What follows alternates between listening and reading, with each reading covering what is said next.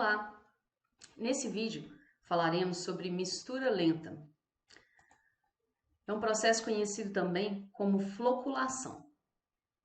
Na floculação, ao contrário do processo que ocorre na mistura rápida, onde os colóides se dispersam em uma velocidade com um grau de agitação mais alto, tem-se um grau de agitação menor, mais lento, onde as partículas que foram desestabilizadas na mistura rápida, elas são aglutinadas, elas se juntam.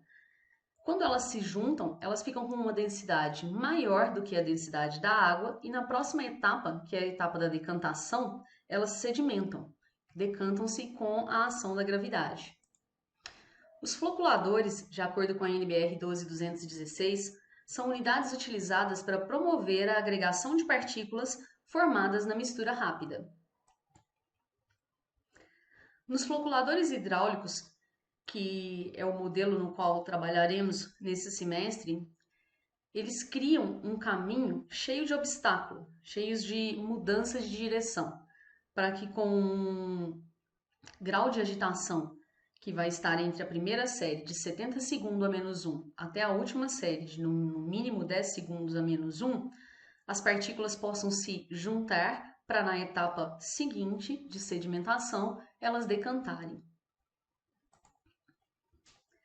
Os floculadores hidráulicos têm sido os tipos de chicanas horizontais e chicanas verticais. Vamos trabalhar com o modelo de chicana horizontal.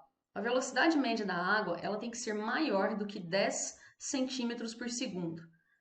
Esse é um modelo que é utilizado para grandes vazões e tem possibilidades de trabalhar com diferentes números de série. Vamos trabalhar com 3 séries. O ideal são 3 séries no mínimo, tá? Tem-se aqui um esboço do modelo de floculador de chicanas horizontais. O LF é o comprimento do canal, chamado de N1, N2 e N3.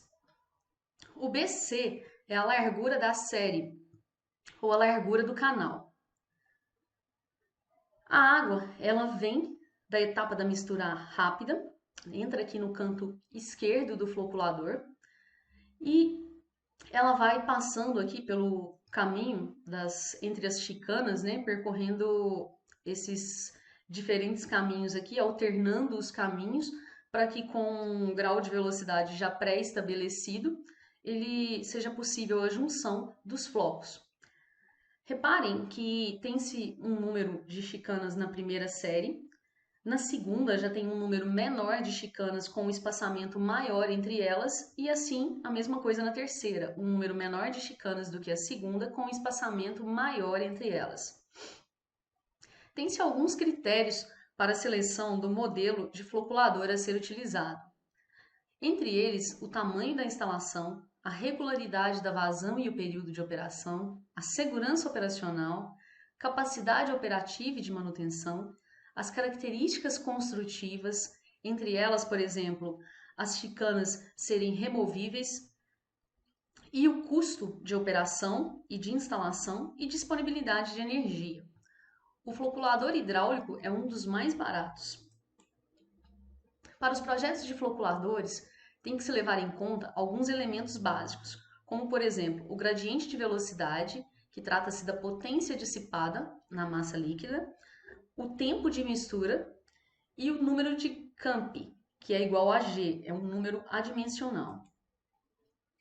Dentre as disposições da NBR 12216, o período de detenção, que é o que chamamos de TDH, e os gradientes de velocidade a serem aplicados no floculador, eles devem ser determinados por meio de ensaios a serem realizados em laboratório com a água a ser tratada. Na impossibilidade da realização desses ensaios, devem ser previstos para o primeiro compartimento ou a primeira série um gradiente de velocidade de no máximo 70 segundos a menos 1 e no último compartimento ou na última série, no mínimo 10 segundos a menos 1. Isso faz com que tenha-se um tempo e uma velocidade suficiente para a mistura do coagulante e a junção dos flocos. Quanto maior o gradiente de velocidade, maior será a chance de ocorrer contato entre as partículas. Isso é necessário para possibilitar a agregação dos flocos. Contudo, os gradientes de velocidade maiores, eles podem provocar a ruptura dos flocos que já estão formados. Então tem que estar muito atento no projeto e atender tudo aquilo que está estabelecido na norma.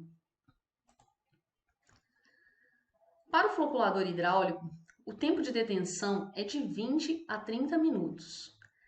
O TDAH é igual ao volume sobre vazão. Tendo um tempo de detenção conhecido e a vazão conhecida de final de projeto, que já foi calculado, consegue então ter-se o volume do floculador, que é dado em metro cúbico. Consegue-se então adotar e estimar a profundidade, que pode ser em torno de 4 a 4,5 metros. Trabalha-se com no mínimo 3 séries, vamos adotar 3 séries.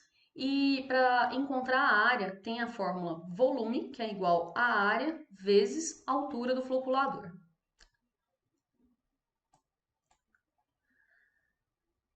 Tem-se então a fórmula para o cálculo agora que começa das séries. O cálculo anterior foi referente ao floculador como um todo, um tempo de detenção do floculador no todo. E aqui faremos então o cálculo para a primeira série. Para isso, tem que se adotar no primeiro compartimento pelo menos 70 segundos a menos 1, que seria o máximo do tempo a ser adotado. E para o último compartimento, um valor maior ou igual a 10 segundos a menos 1. Calcula-se então, primeiramente, o número de chicanas. Após o cálculo do número de chicanas, calcula-se então o Ezinho, que seria o espaçamento entre elas, né? E o LF, ele é adotado, que é o comprimento do canal, já foi adotado lá atrás. Pode adotar-se, então, um comprimento de 4 metros e, pela fórmula do volume, consegue-se chegar na área do decantador e estimar, então, o BC, tendo-se já a área, a altura e a profundidade.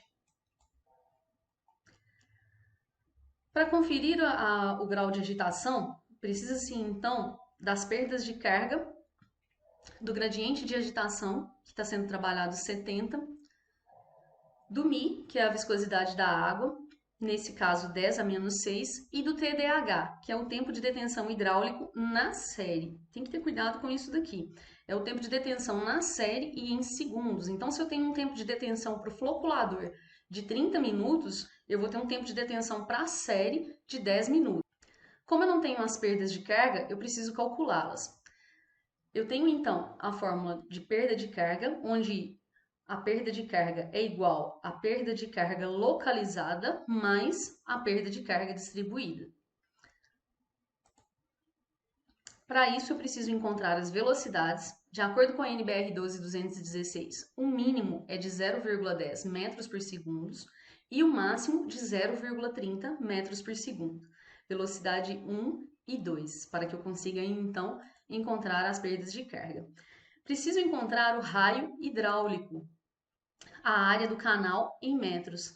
A área do canal é igual a BC vezes o espaçamento, é a área ali da chicana.